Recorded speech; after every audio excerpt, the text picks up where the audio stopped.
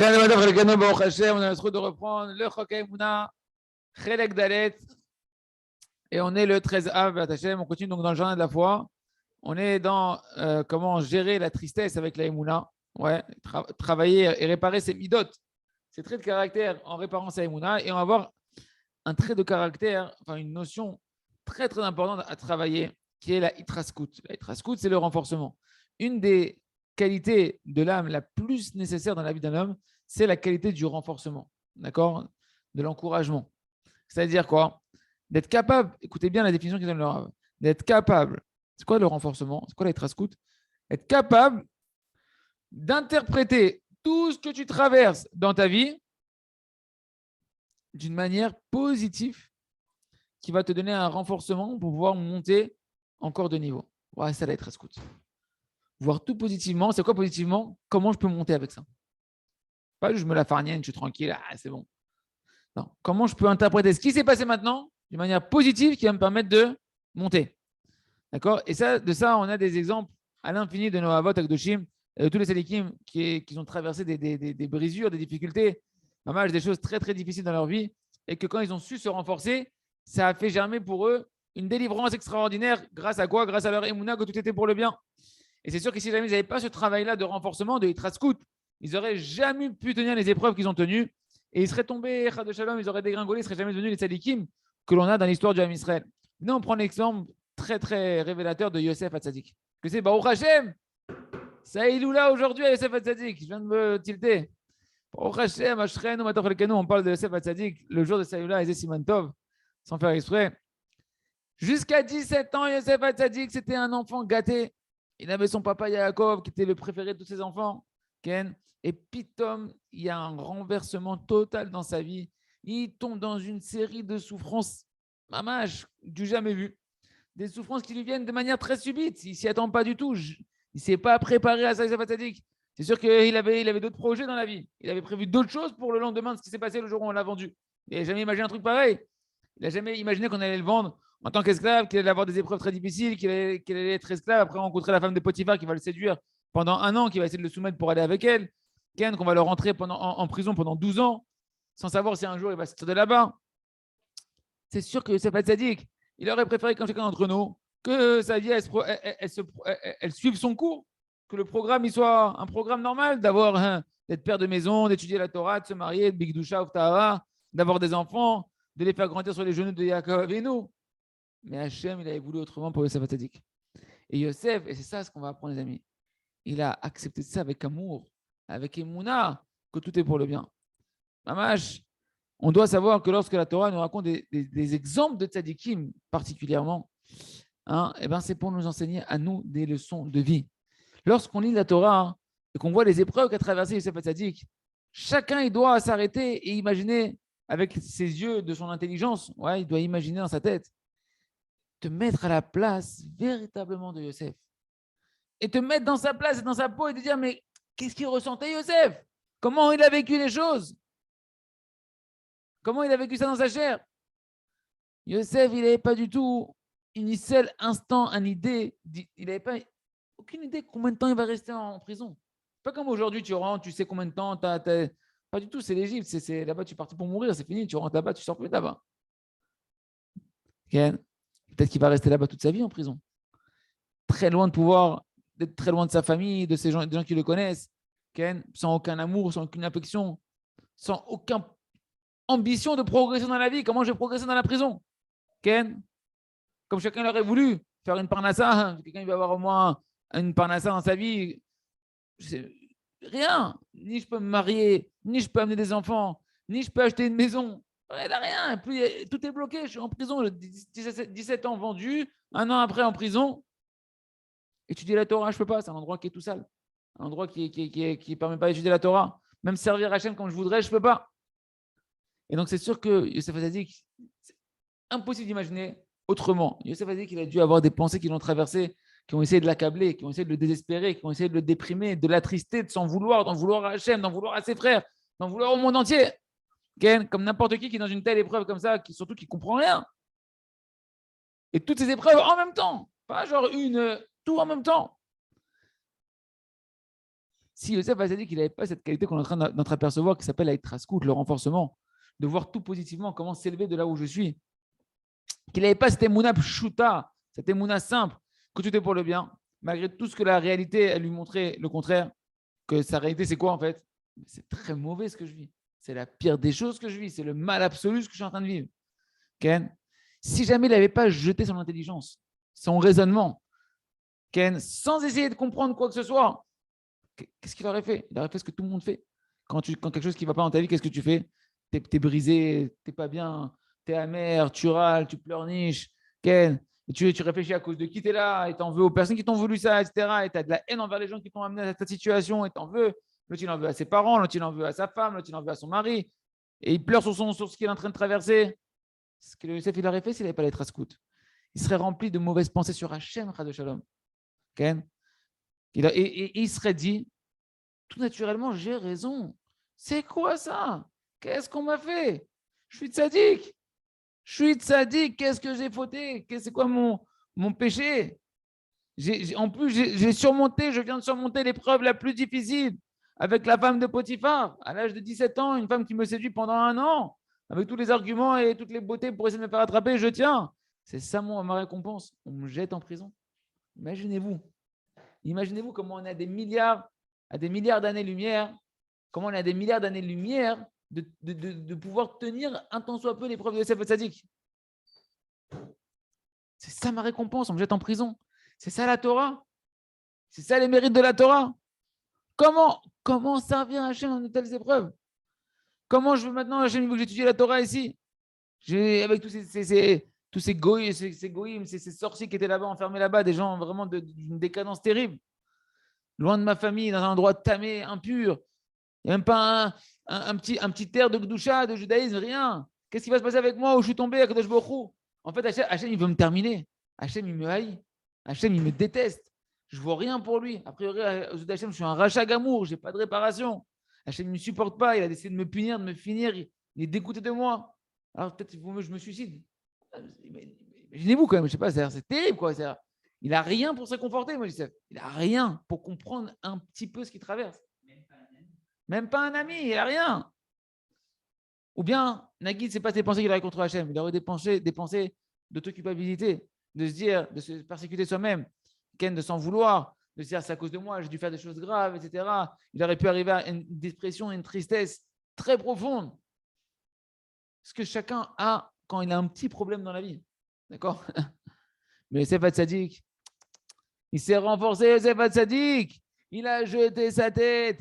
Il a attrapé la émouna que tout est pour le bien, qu'Hachem il est tov tamid, qu'Hachem il fait que le bien constamment. Et ça, les amis, chacun, tous les problèmes que vous avez, vous pouvez les mettre dans l'histoire de Yosef Hatzadik. Tous les problèmes qu'on a, on peut les mettre dans l'histoire. Il ne peut pas se marier, il ne peut pas avoir d'enfant, il ne peut pas avoir de maison, il ne peut pas avoir de parnassa, il ne peut pas étudier. Il a tout. Tout en même temps. Tous vos problèmes et mes problèmes, il les a en même temps, Yosef. Hachem tov tamid. Tout ce que Hachem fait, c'est pour le bien qu'il le fait. Bataille Hachem même ici, même maintenant Hachem constamment. Même ce que je ne comprends rien du tout. Mais je suis rak ma'amin, je suis akol et tova. Mais Yosef, il chantait. Ni lo mevin klum, lo mevin klum. Rak ma'amin, je suis akol et tova. Rien qui dansait, Yosef. Rien qui chantait, il était heureux, Yosef. Il remerciait Hachem pour toute sa situation, tous les détails de ce qu'il vivait. Il essayait d'utiliser chaque instant qu'il avait de libre pour accomplir les mitzvot comme il pouvait les accomplir au moins dans la prison. Ken. Et qu'est-ce qu'il faisait essentiellement, Yosef Hatzadik? Il faisait des doutes. C'est une des seules choses qu'il pouvait faire essentiellement lorsqu'il était en prison, parce qu'il ne pouvait pas étudier la Torah, l'endroit n'était pas propre pour étudier la Torah.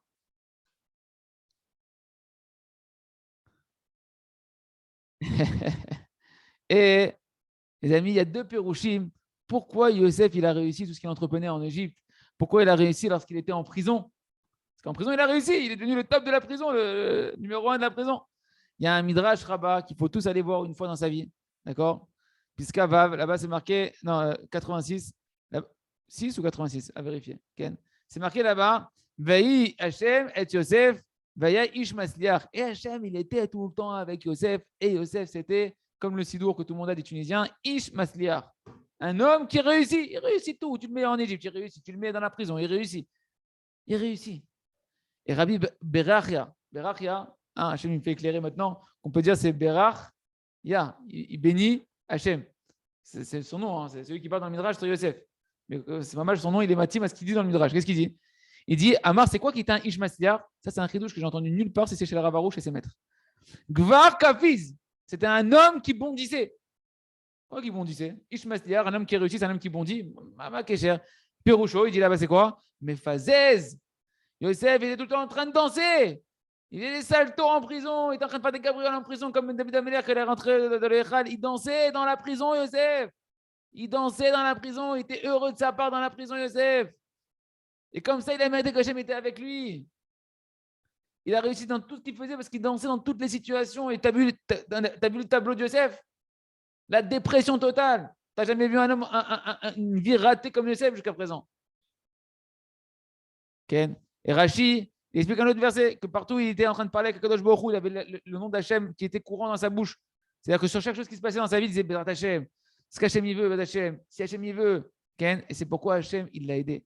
Et il a traversé toutes ces années dans la prison, Mamash, avec une douceur et une réussite, malgré toute l'amertume environnante, lui, par sa émouna, il a réussi là-bas. Il a réussi. Et au final, il est monté à la perfection la plus grande, il a atteint la plus grande des réussites de toute la terre d'Égypte, qui était la plus grande des puissances du monde entier. Tout ça pourquoi? Parce qu'il a ce qu'on a vu ici, travailler la qualité de la hitraskout, du renforcement, de voir tout positif, comment tout interpréter positivement pour m'élever. Et parce qu'il avait essentiellement, c'est quoi la hitraskout? Il avait la émouna que tout est pour le bien. Et sans ça, les amis, un homme ne peut pas construire sa vie. Il y a la raison d'Hachem que Yosef Hatzadik, chez Zayom Aïloula Shelo, que c'est son jour aujourd'hui, le Saïloula, qu'on puisse mériter d'être des Ish Masliach, des hommes et des femmes qui réussissent en étant constamment, sachant que la réussite, elle s'attire dans la simcha, dans la danse, dans la difficulté d'aller danser comme Yosef Hatzadik, d'avoir l'image de Yosef Hatzadik, et comme ça, Hachem, d'être un Ish Masliach et de réussir dans tout ce qu'on entreprend et de pouvoir monter à notre véritable réussite qui nous attend au bout du tunnel. Et après ces merveilleuses paroles que Yosef nous a renforcées, puisque Rav Shamarouche et ses maîtres, on continue avec le jardin des louanges. Apprendre à remercier dans la galère. Comment on fait, Ken? C'est le jardin des louanges. Si le Rav, il ressemble à un malach, à un ange. C'est marqué dans Pirkei Avot, dans le 5e chapitre, tout celui qui a ces 3 traits de caractère, ces 3 choses-là, il est un élève de Avraham Avinu. Et celui qui a ces 3 autres choses, c'est un élève de Bilam Aracha, de Bilam le fauteur. Les Talmidim de Aaron, de Avraham Avinu, c'est quoi leur qualité? Ils ont un bon œil, ils voient tout positivement, ils voient que le bien chez l'autre. Ils ont un esprit humble, ils ont un esprit qui est bas et une âme qui est basse. Quand on dit basse, dans le sens de l'humilité. Ce sont des hommes humbles qui voient le bien partout, qui voient avec un bon œil toutes choses. Les élèves de Bilam Aracha, nous dit la Mishnah, comment tu les reconnais? Ils ont un mauvais œil, ils ont un esprit hautain et une âme large. D'accord? Ils sont orgueilleux, ils voient le mal partout. Ils envient tout ce qu'ils voient, ils convoitent tout ce qu'ils voient. Ken, ma ben talmidav shel Avraham Avinu. C'est quoi qu'est-ce qu'il y a comme différence entre les élèves d'Avraham Avinu et les élèves de Bilam Aracha? Les élèves d'Avraham Avinu, Ken, eux, ils mangent dans ce monde-là et ils profitent dans le monde futur. Comme c'est marqué, qu'Akadosh Baruch Hu, il va faire hériter à ces tzadikim, il va les remplir de trésors. Mais les élèves de Bilam Aracha, eux, ils vont hériter de l'enfer et ils tombent dans un abîme sans fin. Comme c'est marqué, toi, Hachem, tu les descends dans l'abîme. Ce sont des hommes sanguinaires, remplis de ruses, et ils ne finiront pas leur jour. Et moi, j'ai confiance en toi, Kadosh Baruch Hu. Fin de citation de la Mishnah de Pirkei Avot. A priori, cette Mishnah elle est très étonnante. Qu'est-ce qu'il y a de me donner maintenant des indications sur les élèves de l'homme le pire qui existe, Ken? Avec l'homme le plus raffiné de la Emouna, la tête de la Emouna, la tête de la foi qui est Avraham Avinu. Est-ce que j'ai besoin maintenant que tu vas me faire la différence entre 2 extrêmes aussi opposés? Genre, je serais passé à côté, que ce n'est pas un rachel ou ce n'est pas un tzaddik. C'est trop extrême. Il n'y a pas besoin de me donner des signes distinctifs. C'est flagrant. Hein, Bilam Aracha, c'est un débauché, Avodazara, idolâtrie, sorcier, ce que tu veux. Ken, que tu le vois, quand tu le vois, tu comprends que c'est l'ange de la mort, c'est un démon qui passait devant toi, complètement dans l'obscurité et l'impureté. Et tu veux me faire. Je vais te dire la différence entre ce qui est impur et pur. C'est bon, c'est évident. Abraham Avinu, il est kadosh, il ressemble à un ange divin, un ange de kadosh et saint, rempli de lumière, de gdusha. Tu le vois, tu vois une lumière qui passe extraordinaire, une pureté. Alors, qu'est-ce que tu me poses des questions entre les élèves de Bilam et de Racha? J'ai besoin de savoir, moi, Je sais très bien qui va dans le chemin de Bilam, qui va dans le, c'est pas dur de les identifier. La réponse en réalité, c'est que la Mishnah, elle vient pas te dire c'est quoi les différences entre Stam, de te dire entre Bilam et Racha, pour dire vraiment c'est quoi la différence de Bilam, c'est quoi la différence d'Abraham. Ça, tu le sais, tu as compris, c'est pas ça qui est important pour nous. En réalité, elle veut nous dire à nous, identifie-toi dans quel camp tu es. Apprends à reconnaître à toi dans tes midotes, dans tes traits de caractère, Ken, que si tu as ces mauvais traits de caractère, alors tu es un élève de Bilam. Tu appartiens à l'équipe de Bilam pour l'instant. Et la Mishnah nous enseigne qu'il peut y avoir deux élèves qui étudient dans la même yeshiva, ils prient dans la même synagogue, Ken. Ils sont au même endroit et pourtant il y en a un, c'est un élève de Abraham Avinu. Et l'autre, c'est l'élève en ce moment de Bilam Aracha. Par rapport à leur trait de caractère. Comme la Mishnah, elle va détailler tout de suite que celui-là, il est orgueilleux, celui-là, il est humble, etc., etc. Sur ce même poids de mesure, la Mishnah nous dira ailleurs, soit un élève de Aaron. C'est quoi être un élève de Aaron? Oev shalom verodev shalom. Oev shalom verodev shalom. Tu dois aimer la paix et poursuivre la paix. Pas j'attends que la paix elle vienne à moi. Tellement j'aime la paix, je suis en quête de shalom. La Torah. Tu dois aimer les créatures et les rapprocher de la Torah. Arrête tes réprimandes. Aime-le d'abord. Montre-le que tu l'aimes. Il va se rapprocher de la Torah tout seul après. Ça, c'est ce que nous dit la Mishnah. Que celui qui a ces traits de caractère-là, ces bons traits de caractère, qui aime la paix, etc., c'est un élève de Aaron à Cohen. Bien qu'au final, Aaron à Cohen, ça fait des milliers d'années qu'il n'est plus là. Mais par ces traits de caractère que tu es en train d'utiliser, qui sont ces traits de caractère à lui, tu appartiens, tu es un de ses élèves, tu as appris de ses midotes. Et bien, de là, on peut comprendre maintenant pourquoi on n'a pas fait des questions entre les élèves de Bilam, on n'a pas questionné dans la Mishnah entre les élèves de Bilam et les élèves de Moshe, parce qu'a priori, ils sont de la même période. Ça aurait été plus juste de parler de Bilam et de Moshe, qui sont de la même période, Ken. Parce que là, qu'est-ce qu'on a fait? Ou bien on aurait dû dire les élèves de Abraham Avinu et les élèves de Nimrod. Le Nimrod, le fauteur, qui est de l'époque de Abraham Avinu, qui est de la même génération. Mais en réalité, les Tanaïm de la Mishnah, ils nous donnaient ces exemples-là. Pourquoi? Parce que Dafka, on veut te faire comprendre, on te parle des midotes mauvaises de Bilam Aracha, qu'on le connaissait, lui, à son époque, pour être la décadence totale dans l'impureté la plus grande, Ken, qu'il a attiré sur lui, et faire la différence avec l'homme que la Torah, elle a insisté et elle s'est détaillée sur lui, sur ses bonnes midotes, qu'il n'y a pas dans la Torah un allongement dans les histoires comme Abraham Avinu, où on voit que la Torah, elle s'est beaucoup allongée sur les midotes de Abraham. Et l'essentiel pour les Tanaïm, c'est de te prendre des exemples qui sont probants pour que tu puisses bien voir leur midote et apprendre la différence où tu te situes. Parce que Moshe Rabbeinu, c'est sûr qu'il était Kodesh Kodashim, Moshe Rabbeinu. C'est un tzaddik terrible et redoutable. Mais la Torah ne raconte pas tellement les midotes de Moshe Rabbeinu. Bien qu'on sait que c'était l'homme le plus humble de toute la terre, mais la Torah, elle n'a pas fait l'éloge des midotes de Moshe Rabbeinu, comme elle l'a fait avec Abraham Avinu par contre. Ça ne veut pas dire qu'un était plus grand que l'autre. On ne parle pas de ça. On parle de qu'est-ce que toi tu peux apprendre dans le texte. D'accord? Et tandis que pour Abraham Avinu, combien la Torah parle dans Sefer Bereshit, tout ce qu'il a fait, comment il s'est comporté avec ses enfants, avec sa femme, comment il a invité des gens, comment il a dirigé son serviteur Eliezer pour trouver une femme qui avait des bonnes midotes pour son fils Israël, etc., etc. Tout le développement des traits de caractère, il est raconté sur Abraham Avinu. C'est ça l'importance des Tanaïm. On continuera avec Hachem dans le prochain shiur de développer ces liens qu'il y a entre les deux. Et on continue avec le livre À travers champs et forêts. Et il raisonne qu'on puisse tous être des élèves de Abraham Avinu, de Aaron à Cohen, et non pas de Bilam Aracha. Mais pour voir où tu en es, il faut faire Idbo des doutes. Bien évidemment, sans la Idbo des doutes, tu peux être un Bilam, mais tu ne sais même pas que tu es un Bilam. Et tu es aussi un Abraham Avinu, un élève d'Abraham Avinu, mais tu ne te rends même pas compte que tu es un élève d'Abraham Avinu. Il faut cette heure d'Idbo des doutes de ta chaîne tous les jours pour savoir où on est et se travailler. Donc concrètement, en réalité, un homme ne se rend pas compte que d'être loin de la prière et d'être loin de la Hamida, on est idiot, on est des grands idiots. On ne comprend pas quel gain énorme on perd et à côté de quel investissement on perd, on passe lorsque on ne prie pas avec Kavana, lorsqu'on prie la Hamida sans concentration. Parce que si un homme il prie comme il faudrait, alors ça s'ouvrirait devant lui toutes les portes de la sagesse. Il mériterait d'avoir d'augmenter sa capacité de mémoire, de se souvenir. Parce que la tefila, c'est une ségoula pour le souvenir. S'ouvrirait devant lui toutes les portes de délivrance. Il aurait pas besoin de faire des efforts colossaux pour avoir sa panassa. Rien qu'il sourit, il ferait des sourires. Comme il me dit le Rav, il dit comment on fait pour avoir la panassa? Il dit tu souris, Hachem. Moi, je fais c'est quoi votre ishtadlout pour la panassa? Il dit moi, ma ishtadlout, c'est sourire à Hachem. Il dit tu sourirais à Hachem et tu aurais de l'argent qui tomberait dans la poche. Tout ce qu'un homme, il se renforce, il fait des efforts pour la parnassa, c'est parce qu'il ne prie pas Bekavana. Comme c'est marqué dans l'écouté Moharan, qu'on a vu plusieurs fois, que celui qui nourrit, qui subvient aux besoins Kaviarol, si on peut dire ainsi, qui nourrit Akadosh Baruch Hu, son père, qui est dans le ciel, par sa prière, et bien comme ça, on lui donne sa nourriture à lui, sa parnassa. Ken. Akadosh Baruch Hu, Kaviarol, il te dit, c'est quoi? Donne-moi ma parnassa à moi. Est-ce que ma parnassa, c'est tes prières?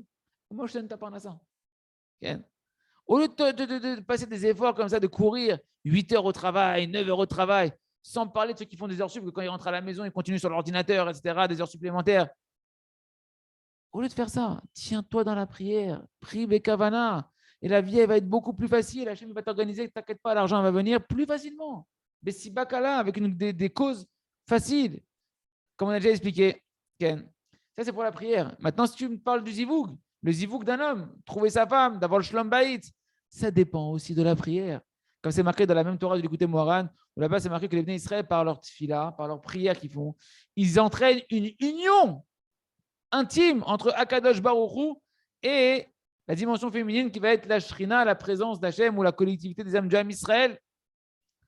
Et donc, qu'est-ce qu'il nous dit Rabbeinu? En fonction du zivoug que tu entraînes toi dans le ciel entre Hachem et sa shrina, comme ça, un homme il mérite le zivoug dans sa vie. Et la shlom bayit pour celui qui est marié mais qui n'a pas d'union avec sa femme au niveau des pensées, au niveau, etc. Donc, au lieu d'aller voir des conseillers maritaux, chatranit et machin, etc., fais la tfila bekavana. Les maaseh, concrètement, pour pouvoir faire une bonne fila, un Shemona Esrei, la Hamida, comme il faut en réalité pouvoir libérer du temps pour pouvoir concentrer chaque mot que tu vas dire, la pensée, qu'elle soit dite avec concentration, il faut au moins une demi-heure. Celui qui veut vraiment prier chaque mot Bekavana, il faut une demi-heure. C'est émettre. Tu veux un petit peu goûter à la tfila, trouve-toi une demi-heure. Trouve-toi une demi-heure de tfila. Et à ce moment-là, tu vas voir que tu vas sortir de ta tfila. Waouh, et c'est simra, quelle émouna, quel cœur propre, quelle mémoire, quel cerveau qui est clair et limpide. Et tu sais, déjà, tu n'as même plus besoin de penser à la parnassa. Parce que comme on a dit, celui qui fait le Shemona Esrei, la Hamida comme il faut, il n'a plus besoin de penser à la parnassa. Il sait que la parnassa, c'est Hachem qui lui donne. Alors, au lieu de passer du temps, de gaspiller du temps avec des pensées sur la parnassa, et même pendant la Hamida, le bonhomme pense à la parnassa, etc., que c'est des choses qui amènent de l'amertume, de l'angoisse, des stress, etc.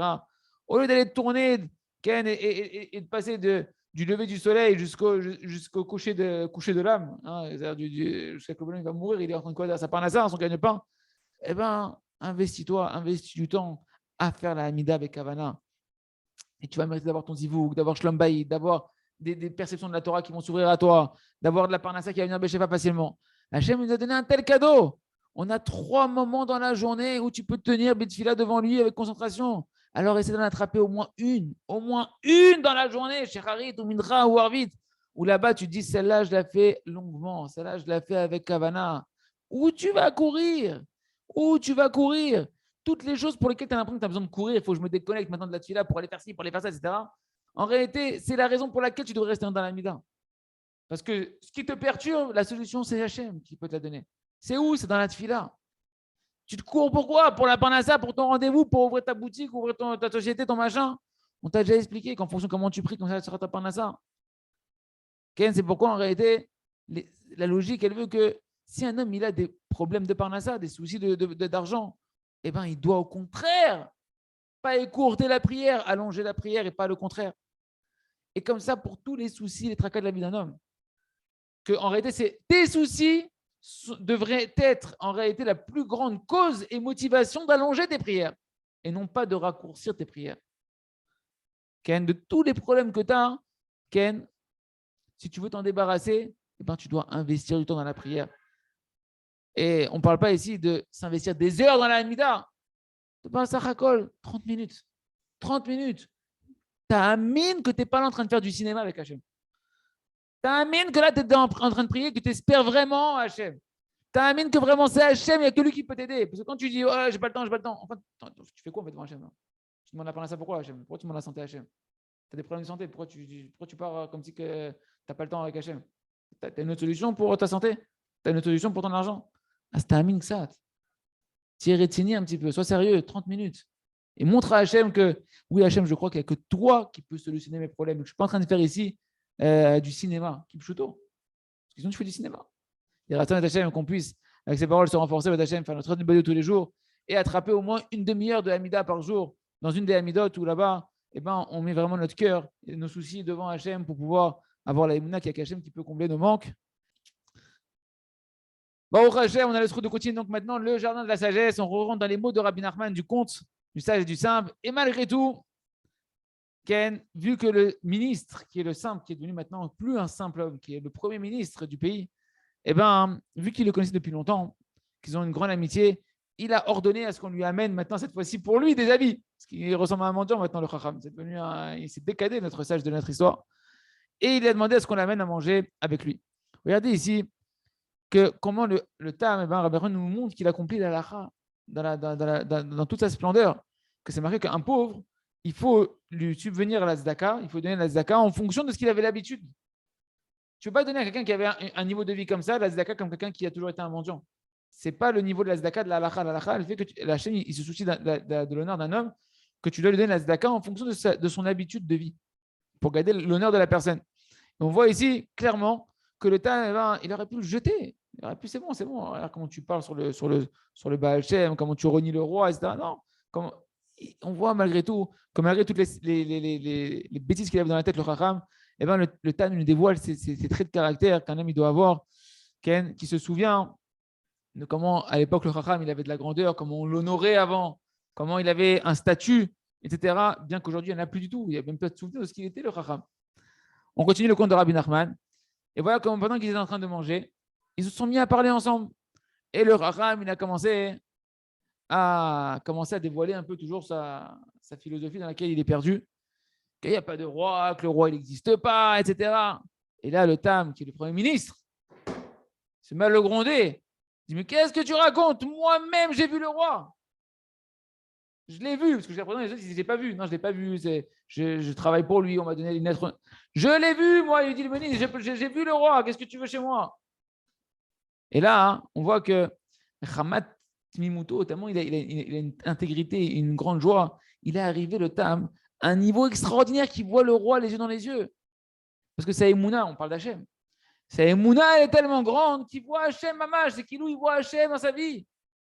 Comme c'est marqué à Rabbi Nathan qu'une fois il parlait avec quelqu'un il parlait de la Emouna avec un homme qui est en train de lui faire toutes sortes de tortuosité sur la Emouna, et quelqu'un qui voulait un peu contrecarrer la Emouna. Et Rabbi Nathan, il lui a parlé, il s'est enflammé, dans des feux, dans des paroles de feu, et il a dit du plus profond de son cœur, il lui a dit, mais qu'est-ce que tu parles avec moi d'Hachem? Je te dis, moi, je l'ai vu, Hachem. Je l'ai vu. Et comme c'est marqué dans le prophète d'Échaïa, va et Hachem. Il lui a dit ces paroles avec tel aplomb, Rabbi Nathan, que l'autre, l'hérétique, était en face de lui. Ouais, il a senti Hachem. Comme si Hachem était là. Tellement il a senti l'aplomb qu'il avait. Et toutes ces questions qu'il avait d'hérésie, elles se sont envolées. Comme ça, c'est marqué dans Corvéor, sur Anshem Moran 32. Parce que Dafka, la tmimout, la simplicité du service divin, dans l'intégrité, dans la émouna, elle amène l'homme à des niveaux extrêmement élevés spirituels. Parce que être simple et intègre, c'est en réalité la plus grande des sagesses qui existe. C'est ça le jardin de la sagesse. Pourquoi on l'appelle jardin de la sagesse? Parce que la plus grande des sagesses, c'est la simplicité du service divin, tel qu'on l'a décrit avec le Tam. Comme c'est marqué dans Shifrei Haran, que Rabbeinu Uzal, Rabbi Nachman ben Breslev, il avait déjà perçu la grandeur depuis tout petit, dans son petit âge, dans sa jeunesse, cette sagesse-là, qu'il ne faut pas du tout être un chacham, qu'il ne faut pas se montrer aux des gens comme un chacham dans la voie d'Hachem. Au contraire, il faut juste faire les mitzvot, beaucoup de mitzvot, beaucoup d'études de la Torah, beaucoup prier, parler beaucoup à Kadosh Baruch Hu, Vezéou, sans montrer qu'on est un chacham. C'est pourquoi Rabbeinu Kadosh, il a mérité tous les niveaux extraordinaires qu'il a atteints. Et même le Harizal, c'est marqué qu'on sait que le Harizal, c'était un balasaga. Le Harizal, il avait des perceptions d'Hachem extraordinaires, qui voyait tous les Gilgulim, il voyait les Neshamot, les réincarnations des vies antérieures, il voyait des anges, etc. Comme il a dit, mais comment tu as atteint tout ça? Qu'est-ce qu'il a dit? C'est par la joie dans les mitzvot. Chaque mitzvah, je l'ai fait tellement avec simplicité et joie que ça m'a ouvert des portes et encore des portes, encore des portes. C'est marqué dans l'écouté Moharan. Pour ceux qui étudient avec nous, on l'a vu dans la Torah numéro 24 de l'écouté Moharan, qui a une lumière infinie qui est au-delà de tous les mondes, qui est au-delà de tous les esprits et les neshamot, les rois et la neshama, qui est au-dessus de toutes les perceptions qu'on peut avoir. Et comment on peut atteindre cette lumière-là, cette lumière infinie? C'est, nous dit Rabbi Nachman, par la joie des mitzvot. C'est que dans la joie que tu peux t'élever et percevoir Kadosh Baruch Hu. Et l'essentiel, c'est ce qui est marqué dans l'Écouté Moharan, deuxième volet dans la Torah numéro 19, Tignana. C'est marqué que la Torah, d'ailleurs, c'est la Torah qui est le cœur un peu de tout ce livre-là qu'on est en train, de tout ce conte de Rabbi Nachman qu'on est en train de voir, où là-bas, c'est marqué que l'essentiel pour pouvoir attraper le but pour lequel tu es ici sur Terre, c'est que par la timimout, c'est que par l'intégrité et la simplicité que tu vas pouvoir atteindre le but de la création. C'est quoi? De faire des mitzvot concrètement avec la plus grande des mounas dans la simplicité. Dans la simplicité. Ken. Et grâce à ça, chaque juif, il peut atteindre le but. Le prinat, aïn l'orata, un but que l'œil n'a pas encore vu. C'est-à-dire des choses qui sont au-delà de ce qu'on a l'habitude de connaître. Ce qui ressort pour nous en réalité, c'est que la tmimout, la simplicité, l'intégrité du service divin, qui est la emuna pshuta, qui est chez nous, pour nous, concrètement, c'est la foi simple en Kadosh Baruch Hu, qu'un homme, il est heureux d'une grande joie, pas Stan, il fait un petit sourire comme ça qui tire, que ça, un serre dans les dents. Non, la vraie simcha, la simcha qui déborde. De quoi? D'avoir le mérite d'être dans la proximité du roi. Chaque mitzvah, c'est que tu es attaché à Hachem. Mitzvah, c'est un attachement à Hachem. Chaque fois que tu te rappelles, tu as des mitzvot, que tu es joyeux, Pourquoi tu es joyeux? Je suis attaché à Hachem. Je suis tout le temps dans la mitzvah, tout le temps dans l'union avec Kadosh Baruch Hu. Ce n'est pas simplement un niveau qui aide l'homme à traverser les tracas de sa vie, à être bien un bon sentiment dans sa vie. Non, c'est ça le niveau avec un grand article défini, le niveau seulement par lequel un homme il peut véritablement connaître Akadosh Baruch Hu et arriver à connaître Akadosh Baruch Hu jusqu'à le voir Hachem qui plutôt comme il l'a dit Rabbi Nathan, comme il a dit le Tam, j'ai vu le roi. Et ça, hein, c'est ce qu'on voit clairement dans ce conte-là, que si jamais jusqu'à présent tu pouvais penser encore dans le conte que peut-être la joie du simple, c'est bon, ça va. Grâce à ça, au moins, il vit son malheur positivement. C'est tout. J'ai besoin d'une joie comme ça qui me fait vivre mon malheur, me contenter de mon malheur et d'être heureux de mon malheur. C'est bon, je vais réussir dans la vie. Non.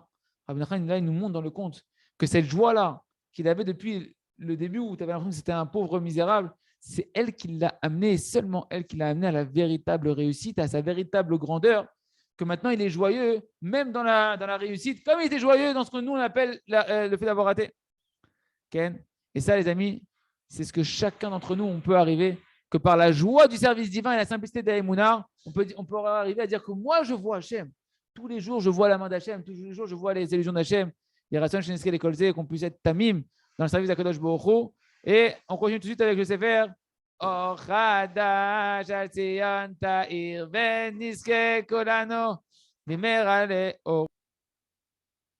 Où tu veux t'enfuir dans le sommeil, mon ami? Hein, dans le sommeil, où tu veux t'enfuir? Nous, on est là pourquoi? On doit vivre la Emouna. Celui qui veut dormir, qui va dormir, il veut se reposer. C'est-à-dire quoi qu'il veut se reposer? Tu veux te reposer de quoi? Okay? Tu veux te reposer de quoi? Tu veux te reposer de la Emouna? Tu as la marre de la réalité d'Akadosh Baruch Hu. Tu veux quoi? Tu veux oublier Akadosh Baruch Hu. Tu veux te déconnecter d'Hachem. Tu veux fuir d'Hachem. Comme le prophète Yona, qu'il a dû s'enfuir il a pris la fuite de la prophétie que Akadosh Baruch Hu lui a donnée. Il s'est enfui d'Hachem dans le bateau là-bas. Et qu'est-ce qu'il a fait dans le bateau? Il s'est endormi. Il s'est carrément endormi dans le bateau. Et même qu'il y a eu une tempête qui a secoué le bateau dans tous les côtés. Ça ne l'a pas réveillé de son sommeil à Yona, Yona Navi. Jusqu'à ce que le maître des marins, il est venu le voir, là, le capitaine. Il lui a dit ce qu'on dit au Slichot pour se réveiller de notre sommeil le matin des Slichot, qu'on doit se lever tôt dans la nuit. Malecha nirdam, qu'est-ce que tu as à dormir?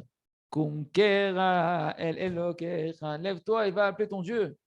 Qu'est-ce que tu dors là? Réveille-toi. Pourquoi tu dors? Tu veux oublier Hachem?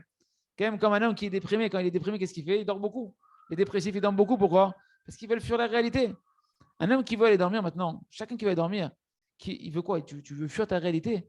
Là, mais il y a une seule réalité sur Terre, dans le monde entier, et c'est Hachem. Parce qu'il n'y a rien dormi Hachem. Celui qui veut dormir pour fuir la réalité, c'est quoi? Tu veux fuir Hachem. Tu veux fuir la réalité d'Hachem de ta vie. Un homme vivant, c'est un homme qui est attaché à la Emouna 24 heures sur 24 par jour. Et même lorsqu'il va dormir, il s'attache à Hachem. Il se relie à la Emouna dans son sommeil.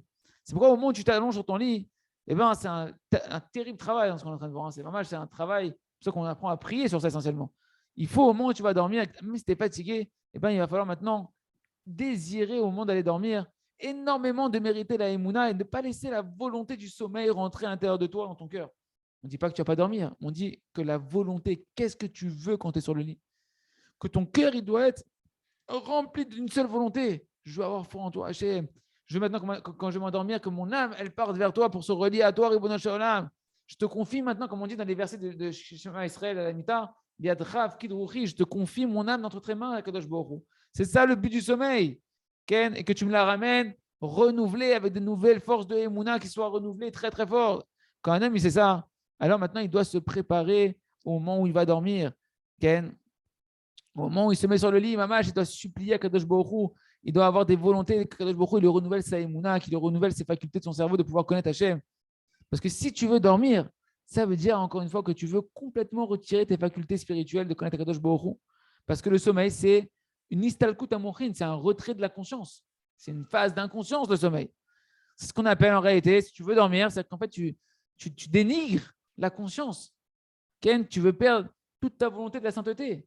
La volonté de la sainteté, c'est la volonté d'être conscient d'Hachem, de vouloir avoir plus encore conscience d'Hachem. Mais celui qui va dormir et qu'il est complètement rempli de volonté de s'attacher à Kadosh Baruch Hu, Ken, que ça veut dire quoi? Que maintenant, tu veux quoi? Tu veux encore plus connaître Hachem. Tu veux de la Emouna quand tu vas dormir. Tu veux t'attacher à Hachem. Tu veux un lien avec Hachem. Tu veux t'attacher complètement au monde futur. Tu veux recevoir des nouvelles compréhensions d'Hachem dans ton sommeil. Ken, tu veux recevoir une volonté d'Ikdusha. Alors à ce moment-là, ton sommeil, il va t'aider. Ton sommeil, tu vas voir comment tu vas te réveiller avec empressement le matin, avec encore plus de Emouna, avec encore plus de service, d'envie de servir à Kadosh Baruch Hu. Et toute la journée, tu pourras continuer à être attaché à Kadosh Baruch Hu avec des volontés extrêmement fortes. Ken, pourquoi? Parce que tu as dormi, comme on l'a dit, dans la Gdusha. Tu as dormi un sommeil de Gdusha. D'après ce qu'on a appris ici, on peut définir de nouveau maintenant c'est quoi, de manière profonde, toute la notion du sommeil et de la fatigue. Néon, c'est quoi la première définition qu'on peut dire, nous dit le Rav? Le but d'un homme, c'est de mériter d'avoir dans la vie une volonté de la Gdusha, de vouloir constamment que la Gdusha. La fatigue, c'est un affaiblissement de cette volonté sainte. Le sommeil, Ken, c'est tuer la volonté sainte de servir à Kadosh Baruch Hu. C'est une forme de mort de cette volonté spirituelle de servir à Kadosh Baruch Hu. Le fait de vouloir dormir, c'est le contraire total de vouloir la Gdusha. C'est pourquoi on appelle ça le mal total. C'est une mauvaise volonté, une des pires mauvaises volontés qui existent. Le contraire de tout le but de la création. Hachem ne t'a pas créé pour dormir. Hachem t'a créé pour que tu vives. Si un homme il est rempli de volonté sainte de servir à Kadosh Baruch Hu, il n'aurait pas besoin de dormir du tout. Ou au moins, il n'aurait pas envie de dormir du tout. L'envie de dormir, il ne l'aurait pas. Comme on l'a dit au début du chapitre.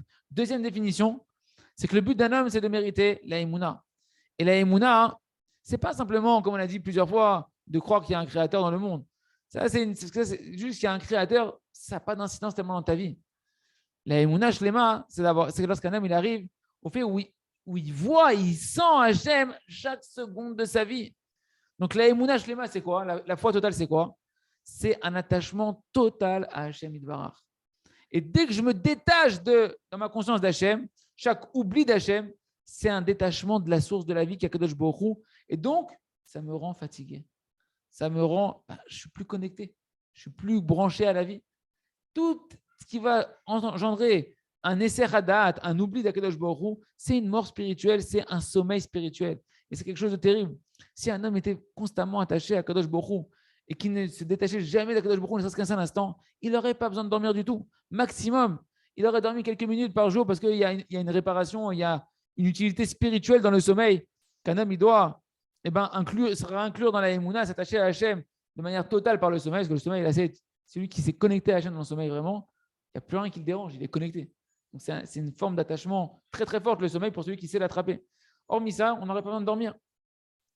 C'est pourquoi que le fils de Rabbi Nathan de Breslev, Rabbi Yitzhak, le fils de Rabbi Nathan de Breslev, il écrivait à son père des lettres où là-bas il criait combien je suis éloigné d'Hachem, combien mes avérotes sont énormes, etc.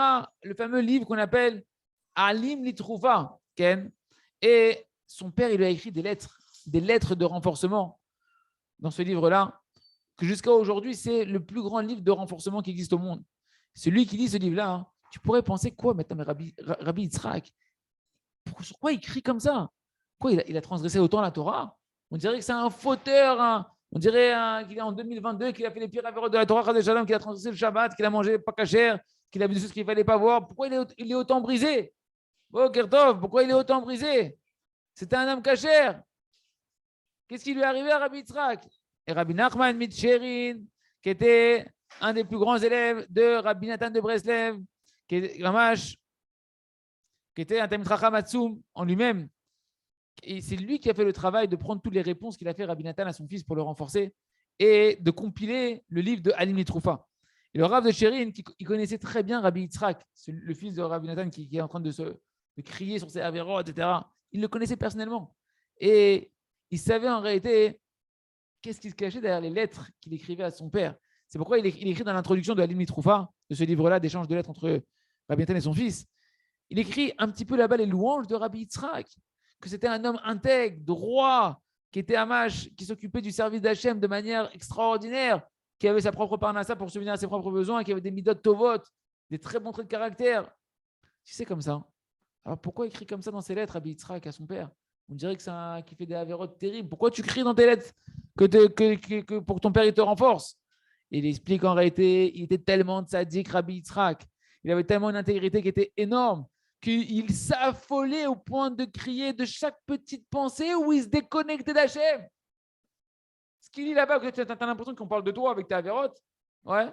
Et bien lui, en fait, c'est juste des pensées de déconnexion d'Akadosh Baruch Hu. Et que ça l'affolait. Qu'il se mettait à crier à Akadosh Baruch Hu pour des choses même involontaires. Des petites pensées involontaires que malgré lui, ça lui a traversé, etc. Il avait besoin d'écrire des lettres à son père et il se lamentait auprès de son père. Oh, il dit, malheur à moi. À quoi me sert cette vie-là si je me suis déconnecté d'Akadosh Baruch Hu? Où est-ce que je suis? Nous, on croit qu'il parle des avérotes. C'est ça pour lui, c'est des avérotes. Okay. Et nous, notre bêtise, hein, notre petitesse, étroitesse de pensée, ça nous paraît rigolo. Genre, ça va, il exagère. Pour ça, il crie comme ça, on dirait, ça va, c'est pas terrible ce qu'il a fait, il y a pire que ça, c'est bon, détends-toi, je vais te montrer un peu ce qui se passe aujourd'hui, tu vas te calmer, ça va te tranquilliser. C'est le Kolkar Nora, c'est pas terrible. Ken, que nous, sur quoi il est en train de pleurer là, nous, ça, c'est notre quotidien, c'est toute la journée, on est dans ça. Des dizaines de milliers de fois par jour. À tel point qu'on est endormi, qu'on n'aspire même pas à avoir le niveau de ce qu'il est en train de parler, de créer là-dessus. Mais Rabbi Yitzhak, lui, il vivait le but pour lequel on a été créé, c'est quoi? D'être attaché à Hachem non-stop, d'être attaché à Hachem chaque instant. Et il comprenait comment c'est terrible. Une seconde, je vais penser à Hachem, une seconde, je me suis déconnecté du Ratzon Hachem, c'est terrible. Nous, on dit, oh, ça va, pas extrémiste, hein. Et bien, mais c'est sur nous qu'on devrait rigoler. C'est sur nous qu'on devrait rigoler, c'est nous qui faisons pitié. Que l'on est tellement bouché, qu'on est tellement loin de la vérité simple et évidente qu'on est en train de voir ici, tellement éloigné du but, que nous, on voit Rabbi Nathan, chez Rabbi, et il dit, quand tu regardes bien, tu vois les réponses de Rabbi Nathan. Jamais Rabbi Nathan, il lui dit, mais pourquoi tu cries comme ça, tu cries vers Hachem comme ça? Ça va, c'est pas terrible, mon fils, que tu as traversé. Non. Il lui dit jamais, tout le monde est tombé comme toi là-dedans, t'inquiète pas. Jamais il dit ça, Rabbi Nathan. Il lui dit, t'as raison. T'as raison. Il faut crier là-dessus. T'as raison, il faut crier de toutes tes forces sur ça. Simplement, il l'encourageait de dire, ne te déprime pas à cause de ça. Ne sois pas triste à cause de ça. Il n'y a pas de désespoir. Continue, renforce-toi. Mais il ne lui a pas dit ce que tu fais, c'est ridicule. Parce que c'est le Hémet. Et dormir, les amis, c'est se déconnecter de Kadosh Baruch Hu et c'est terrible. Il est raison que Hachem, on prenne conscience de cette avoda-là, qu'on ne se culpabilise ras et shalom, pas du tout de ça, mais qu'on prenne conscience qu'il y a un travail avant d'aller dormir, qu'il y a des tzilotes à faire, qu'il y a une volonté à faire et qu'on cherche quand on va dormir à s'attacher à Hachem, à construire notre émouna et que de ça dépend toute la réussite de notre journée qui va aller derrière. Il y a Razon Shen Sel Kolze, Chazak, Ve Nitrazeh.